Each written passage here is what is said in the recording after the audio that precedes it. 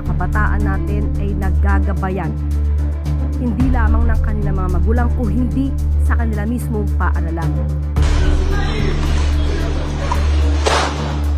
Minsan na po natin nakita mismo ang ibang mga guro ay lumalabag sa ganitong klase ng moralidad.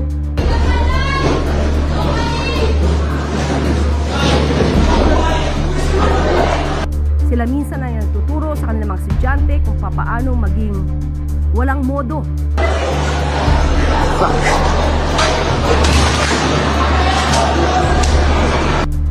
Lalo-lalo na sa mga nakakatanda or sa mga ibang tao.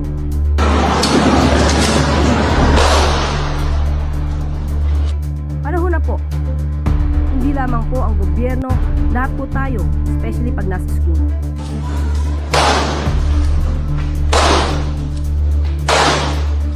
Kayo po ang magsilbing pangalawang guro sa ating mga kabataan.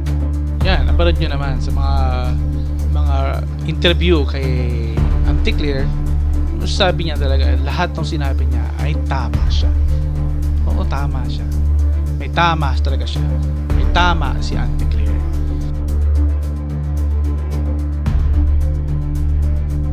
So, ito po ang 3 facts na lahat ng sinasabi ni Auntie Claire sa kanyang mga interview sa Malacanang ay tama. Number 1, tama si Auntie Claire na kami mga guro ang pangalawang guro. Di ba? Guro ka na, pangalawang guro ka pa. Yan. So, yes, tama si Auntie Claire. Dapat talaga, imbes na magulang ang unang paalala sa kanilang mga anak, dapat kami talaga mga guro ang magpaalala lagi. Oo. Kung kailan sila kakain, kung kailan sila matutulog, pati mga magagandang asal, dapat sa amin magsimula talagang mga guro. Yan. So, pasensya na Auntie Claire, hindi namin nagagawa yung part namin. Kasi baka wala rin kasi kaming pamilya na tinuturuan. Wala rin kaming mga anak na dapat namin bigyan ng atensyon. Tama lang talaga na yung unahin namin ay yung mga bata na hindi namin kaano-ano. So, hayaan na yung magulang. Kasi busy yung mga magulang nila eh. Busy yung mga magulang nila siguro sa ginagawa nila sa bukid, ganyan. So, kami na lahat ang bahalang magdisiplina, magbigay ng mga motivations and guidance sa mga anak nila. Wag nang gumanap yung mga magulang. Kami na lang. So, pasensya na Auntie Claire, pasensya na Malacanang kung hindi namin nagawa yung part namin bilang pangalawang guro na dapat yung unang magulang ang nagtuturo sa mga anak nila ng tama. Pasensya na po. Pasensya na. Amin na yun. Pangalawa, tama si Auntie Claire na teacher na nagtuturo ng imoralidad sa mga bata. Once again po, humihingi ako ng kapatawaran. So, sa loob ng 9 years as a public teacher and 2 years sa private, pasensya na kung isa ako o isa kami sa mga nakapagbigay ng mga imoralidad ng mga bata na to. Kung nakakapagturo kami ng hindi maganda, pasensya na. Kasalanan namin mga teacher.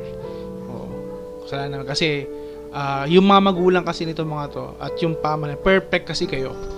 Perfect kasi yung pagbibigay nyo ng batas, perfect yung pagbibigay ninyo ng mga protection sa mga batang ito, kaya ganoon.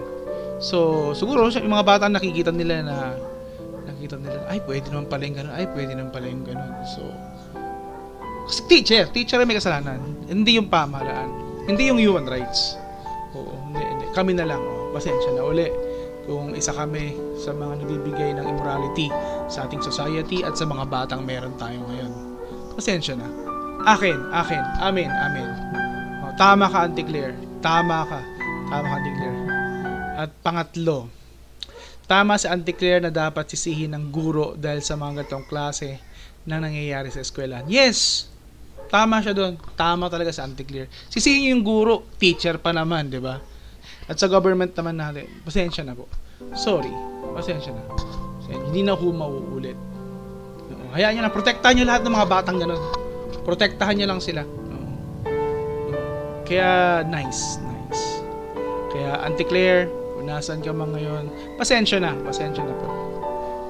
Sa inyo po ang lahat ng commend sa lahat ng nangyayari po tayo sa amin ngayon.